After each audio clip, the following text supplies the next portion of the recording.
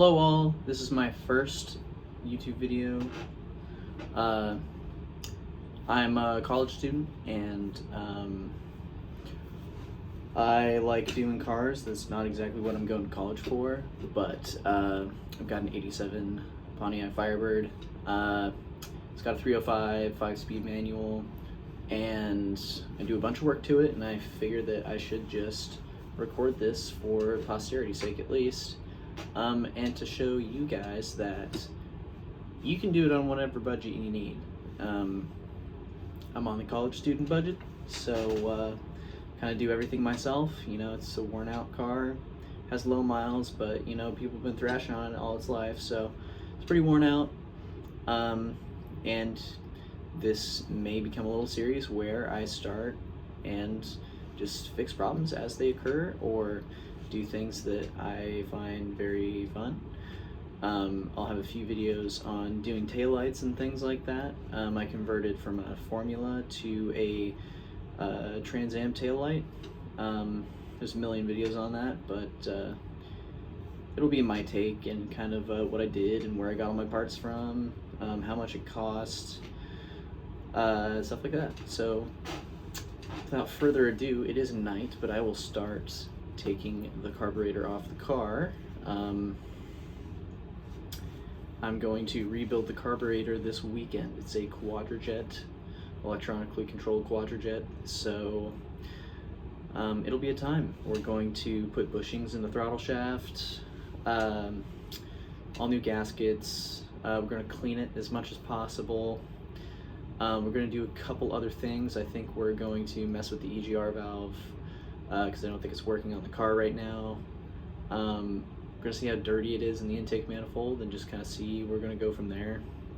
Diesel's quite badly when it shuts off, so we might deal with that. We're going to deal with choke things too. And just, you know, various sensors and stuff. I might put in an O2 sensor this weekend as well. So big plans. I also have to write an essay this weekend, so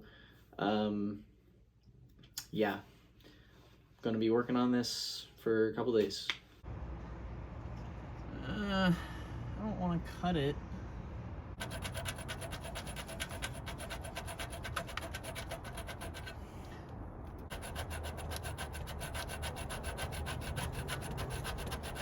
Hope it's not pressure. I shall free you from your electric prison. Oh yeah, just putting nice little slices in this new line. I spent years getting right. Such is the way. I don't really know why this line is like that. There we go, here's some progress.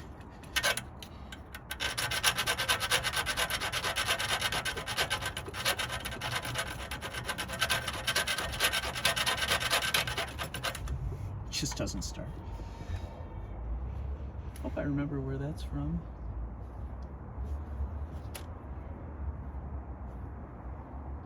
I know I have a routing diagram for this.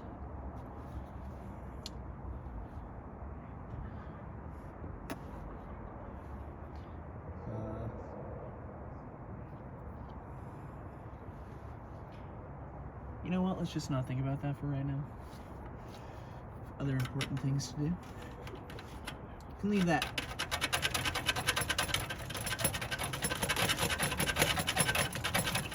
Leave that for later me, who has to figure out how to install this again.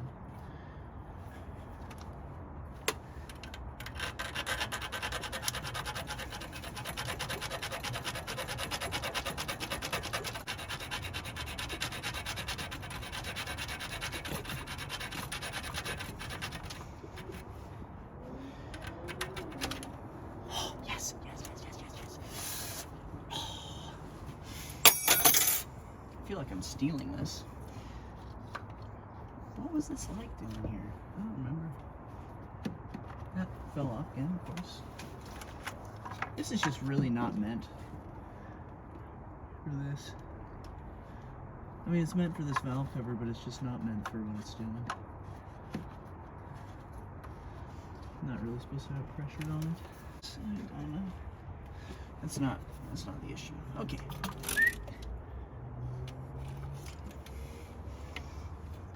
Oh. Whoa. Gas all over me. Forgot.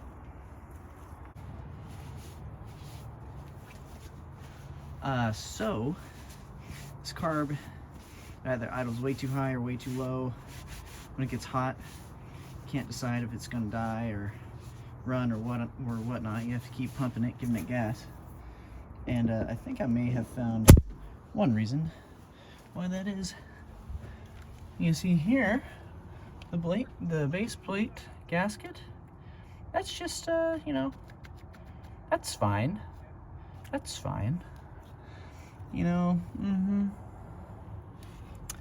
yeah, that's all fine. That's good. Yep. Already getting shit down in there. That's good.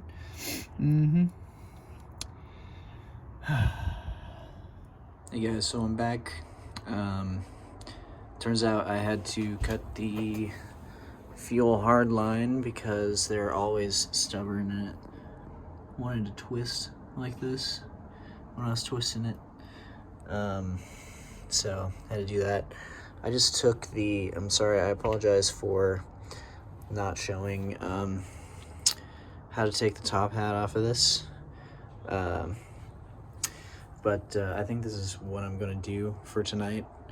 And I wanted the main float and fuel bowl to kind of dry out overnight, so it doesn't smell as bad when I bring it inside tomorrow. I might also undo this and pull it up so we just get some airflow in here. This is day 2. It's the morning. So after this is all dried out. It still smells a little fumey, but I'll stop if I get a headache.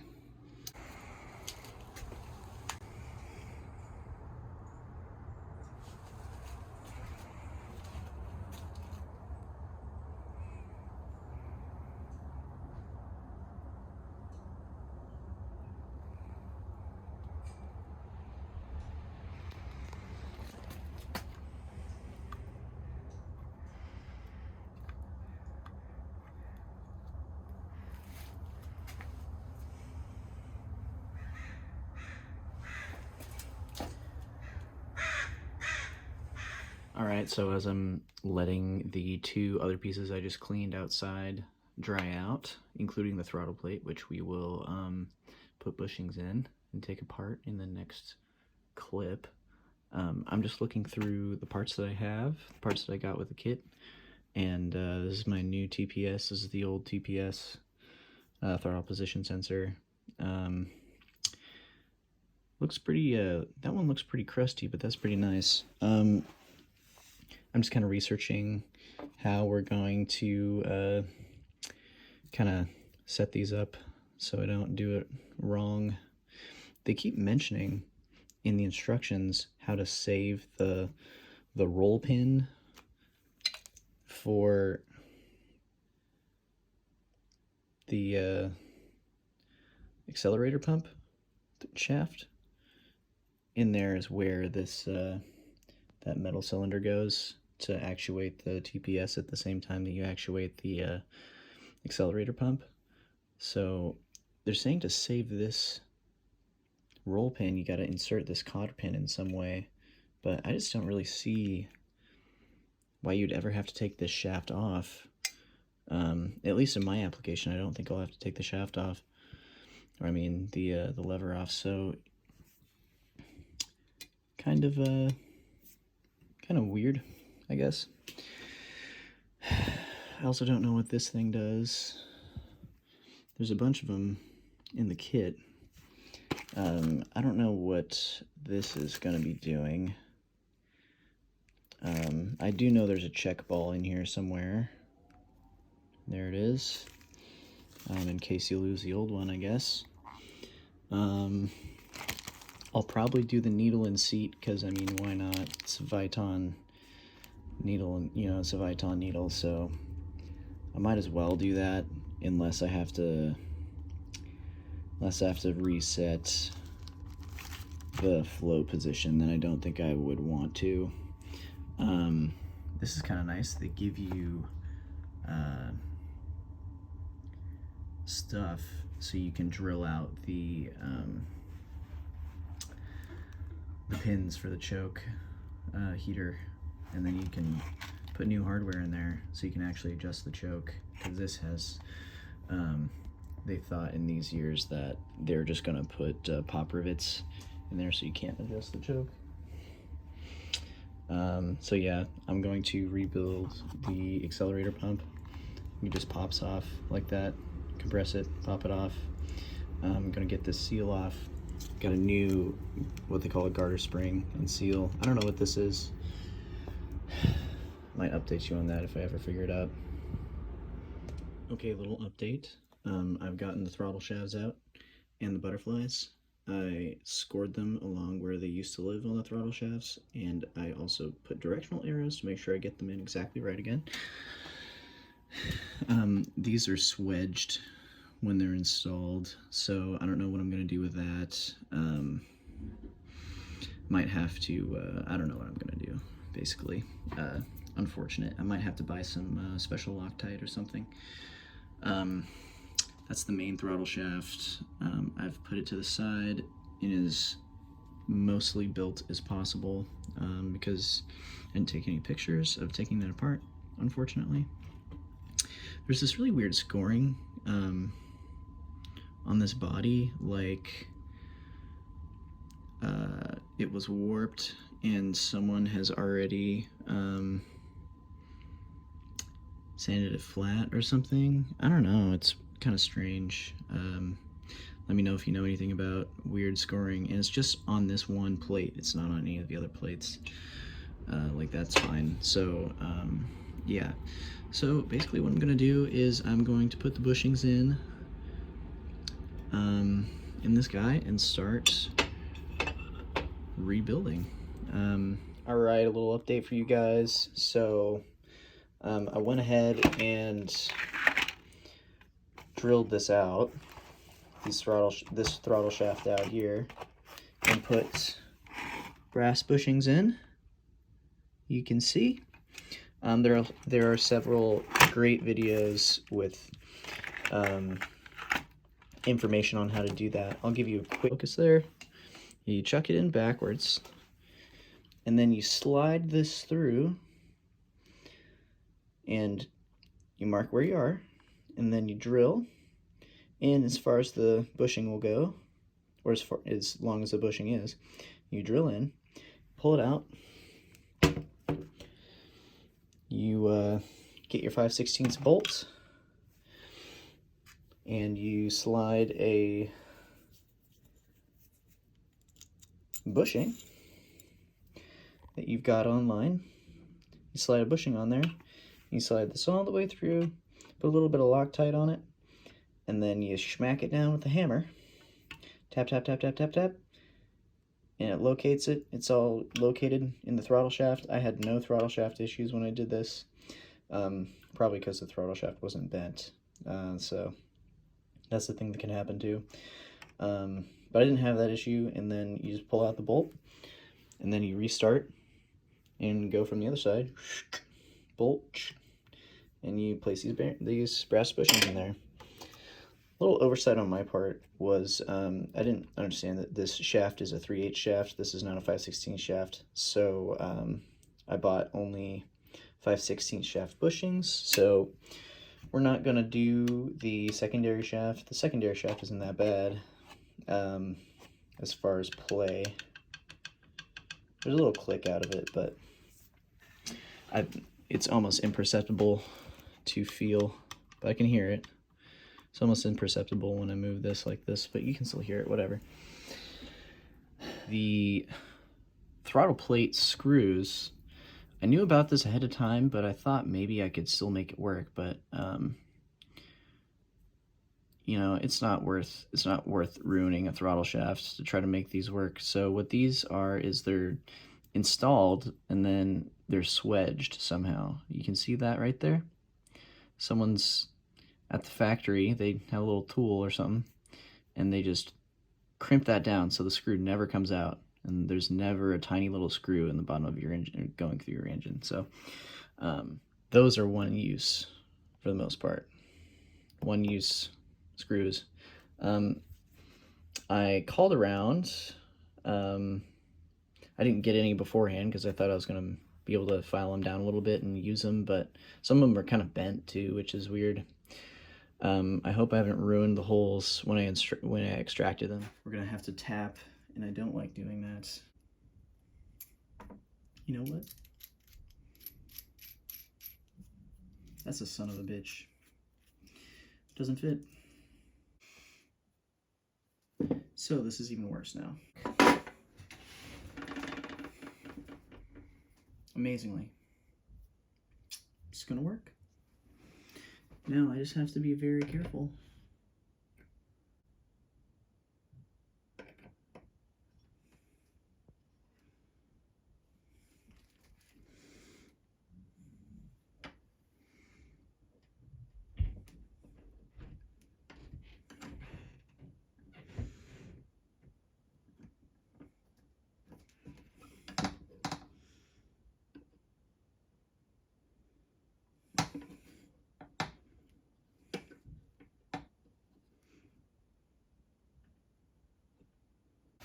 I somehow didn't record tapping all these holes, but I tapped them with this, and the tool that I bought to do this exact job didn't fit the actual tap.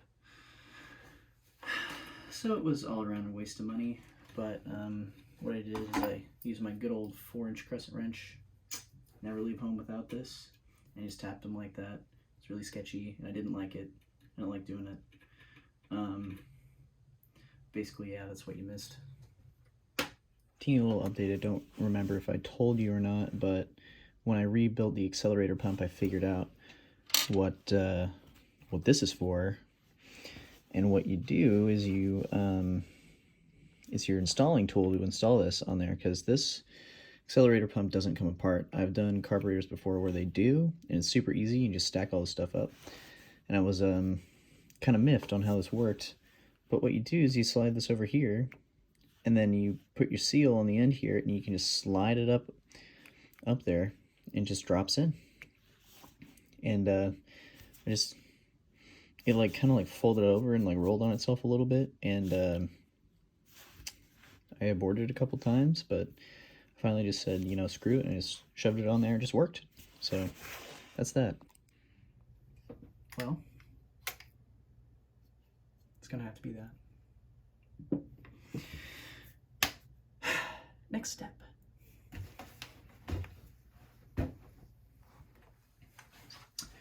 All right, so I finished the screw install.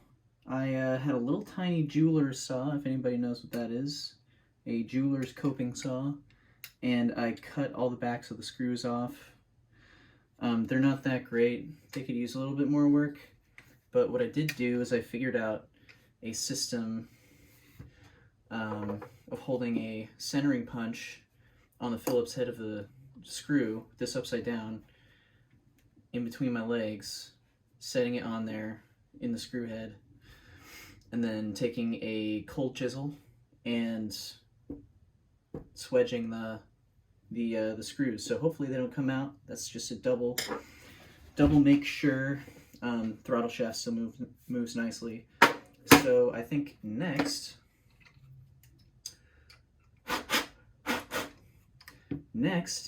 is putting all this stuff back together. So what we have to do, we have to start assembling everything.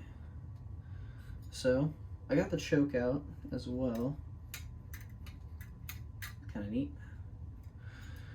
So what we'll do is we'll flip this over. We're going to take this out so we don't fling it across the state. Okay. Oh yeah. Okay, so let's find our gasket. You know, I know not doing needle and seat is just like,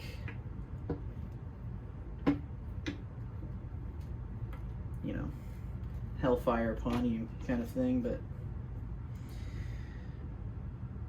I really don't think it needs it. Which is which on this? Oh, that's for the air horn.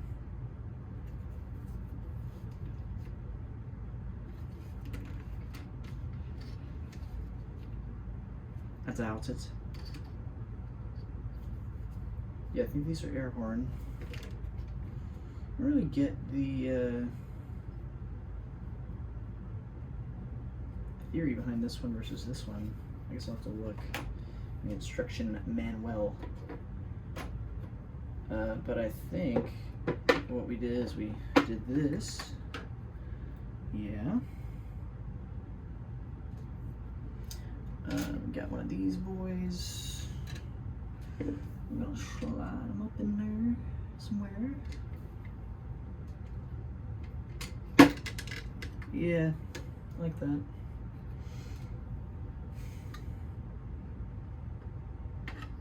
I guess it has centering pins, doesn't it? I didn't see that.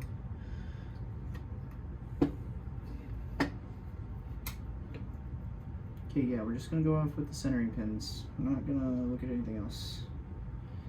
Cause frick it, man.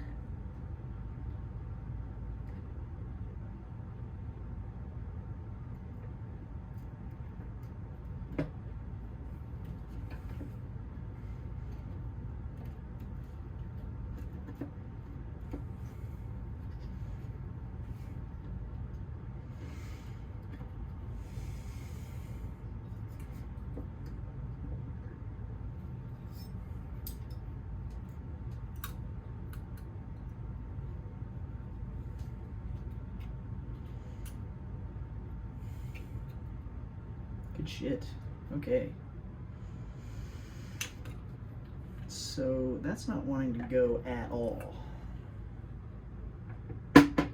So what we'll do, we will put one size bigger than that.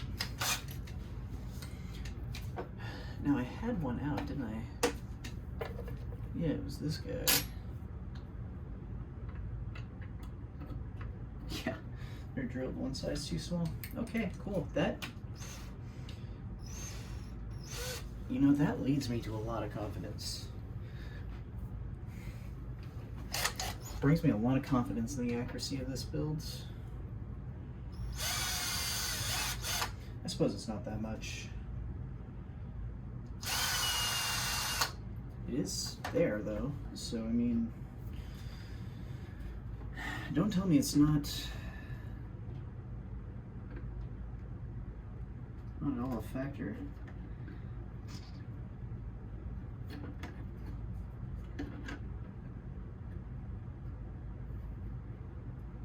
This thing fits like shit. That fits way better now. That's a secret in the carburetor rebuilding industry. If it fits like shit, flip it over. Because you probably just have it the wrong way around. Nice. Getting excited for no reason. Now we are not seated yet.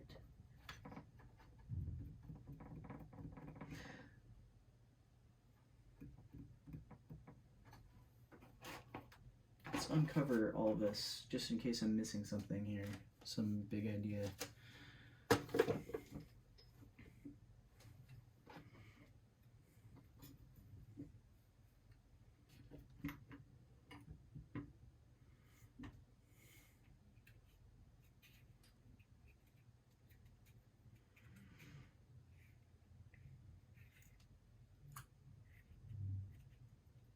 You know, that fits pretty well actually.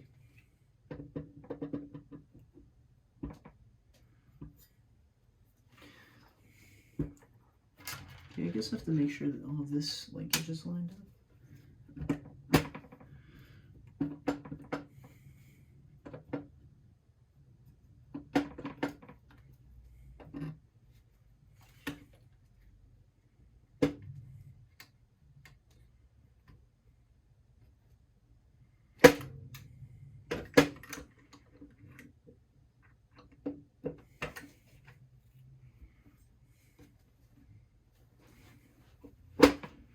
Okay.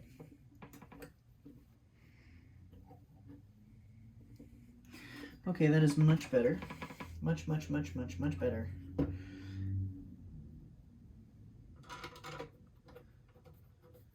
And let's get rid of that stuff again. Again. This is a Lowe's instrument, by the way. This cool little thing here. I think it's a T20, wasn't it?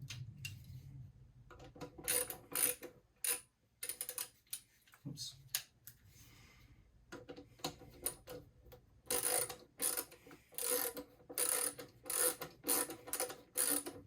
I guess I could just do this with this too. Makes me feel more comfortable.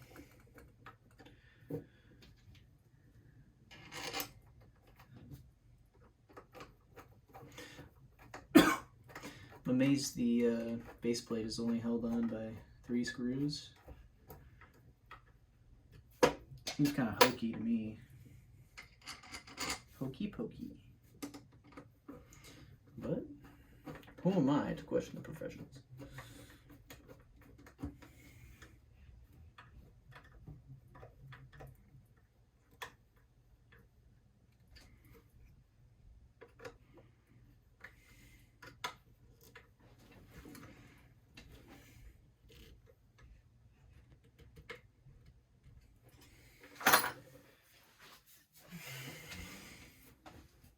So it's a big mess. I have to hold this rod up with a magnet, and it barely wants to stay up, because if I don't, it will interfere with the TPS sensor and a bunch of other stuff. This seal doesn't sit in its seat correctly, so even if you do get all this stuff down in there correctly, this thing is just, it is a pain in the butt. So I guess I would say if you were going to do this, what I'm doing right now, I would say